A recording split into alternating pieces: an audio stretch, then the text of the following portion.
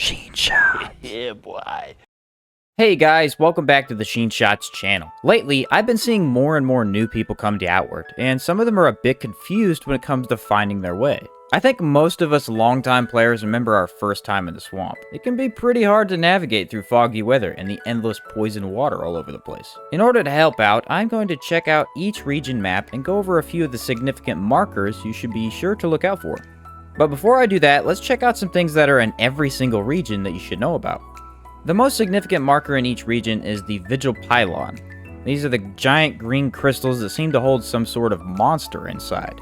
They're held pretty high up on a pedestal, and this makes it quite easy to spot even if you are some distance away from them. Additionally, they are all marked on your map. This means that you can look at your map anytime you see a vigil pylon and know almost exactly where you are. Next, you want to look out for locations in the center of your map. Each region is different, so the middle may be a little higher or lower depending on the location of lakes and things like that. The middle may just be a single location like the Conflux Mountain in Chersonese, or it may be an endless plain of sand like in the Abrassar Desert. Just be sure to take note of what the center of each region looks like, and you have sort of a reference to go back to. Towns in Outward are also marked differently than other locations. These are marked with a blue marker that looks very different from the other markers on your map.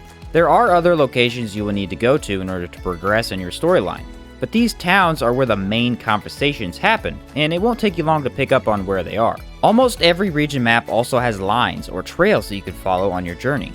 These are legitimate paths in the game that you can see and follow, and they usually head to more significant locations in the game. If you happen to get lost, look around for the vigil pylon. If that's not on your screen, check to see if the center of the map is visible from where you are. If you can't see one of those markers, walk around until you do, or find one of those previously mentioned paths, follow it until you know where you are. Now that we have a basic rule of thumb to follow, let's check out the different region maps and see what we can learn about them.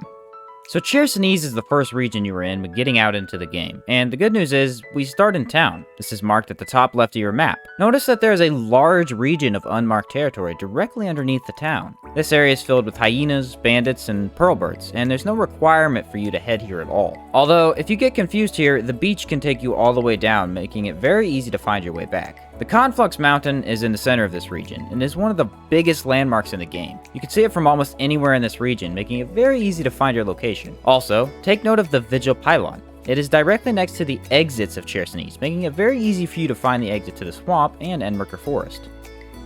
Typically, the swamp is the most confusing location, so we will check it out next. The town is on the very top of your map, and is nowhere near the exits of this region. This is why a lot of new players get lost here. Let's follow our rule though, and see if we can figure out where to go. If you enter the swamp from the forest, you will need to head to the Ziggurat Passage, and let down the bridge. This lets you out onto a straight path all the way to town. If you enter the swamp from Chersonese, you will start at the very bottom left of the map. This area here has a path, but it also has tons of poison water and different islands that can confuse you. Stay focused on the Pilgrim's Road. This is marked by the cool, glowing statues of a sun that can be followed all the way to town. These make it pretty easy to find your way, but if you still get lost, look for the giant lake of water. It also has a giant mana crystal in the center of it, marking it pretty clearly. This body of water should always be on your right if you're following the Pilgrim's Road. The vigil pylon is in front of town here too, making it really easy to find once you see it. Enmerker Forest.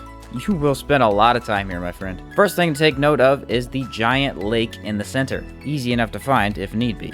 The town is right above this lake, so if you see the lake, you know exactly where the town is. Your vigil pylon is very close to the exit to the desert, so if you're looking to head there, look for the pylon. Enmerker Forest has access to every area. Harmattan requires you to pay the Soroborian Caravaner, but other than that, every region has an entrance to Enmerker Forest. Chersonese is on the top left. Not much but ghosts up there, so I doubt you will get lost. Caldera is on the bottom right, and the significant marker down there is the burning tree.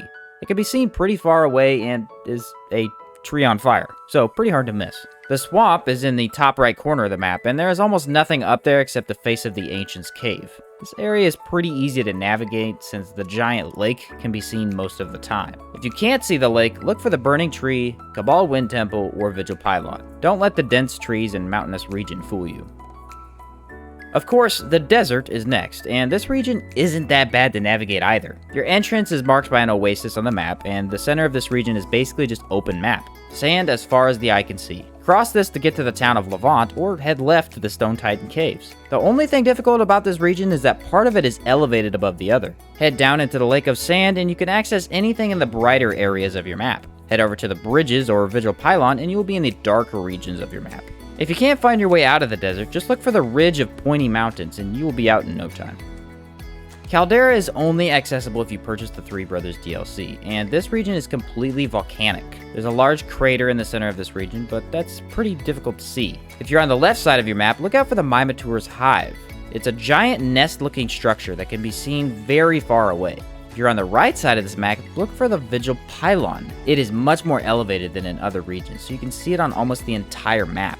Old Sirocco is the closest location in front of the volcano, so just follow the lava if you want to get there. This region isn't bad, since you have a lot more landmarkers that are very, very large. Find some place you know how to navigate, and work your way from there. Be aware that this region has a lot more paths marked as well, so if you keep losing your way, maybe try and find one. Finally, we have Harmattan, or the Antique Plateau. You have to pay to come here, so there are no visible entrances on the map. This region also has purple lines all over it, which is confusing at first. These lines are markers for the path of the mana trains that can be seen above your head while traveling. They're accessed as part of the Rust and Vengeance questline, so just ignore them for the time being. Harmattan is sort of centered in the map, but mostly near the top. The clock tower is the very center of this region and is another larger marker not easily missed. The Vigil Pylon in this region is very noticeable, as it is a bit more important here than in other places. It marks the diverging paths at the bottom of your map, and I use this area more often than not since it's very easy to find where you're going. The bottom right side here has the Mana Lake, which is pretty easy to find. The left side of the map doesn't have that much at first glance, but the Gazite camp is pretty easy to find because of the large bonfires they have set up. If you really want to understand this region, look for the bridges. There are at least 3 on each side of the map, and they kind of cut off the land in different chunks. If you don't know where you are, find a bridge and see what landmarker it is nearest to. So now you know kind of what to look out for in each region. Do be aware that you can also leave markers of your own on the map. This should be right-click on the mouse and A on the Xbox remote. Use these markers to check off where you've been, or even take note of where you think you might be. Of course, veteran players have their own ways of navigating the map, and feel free to comment down below any tips you guys might have to help other people out. The maps are very confusing at first, but it's important to become familiar with your more significant landmarks, and then it doesn't take long before you have the entire map memorized. And don't forget, the maps themselves have pathways. You can always follow these if you can't find the place where you want to go. Hopefully, that was at least somewhat helpful to those of you still a bit confused about the maps and what you should look out for. It will still take some time to find your way at first, but if you look out for the things I mentioned, it's going to be pretty hard to stay lost for very long. Consider subscribing if you found this helpful, and I will catch you next time.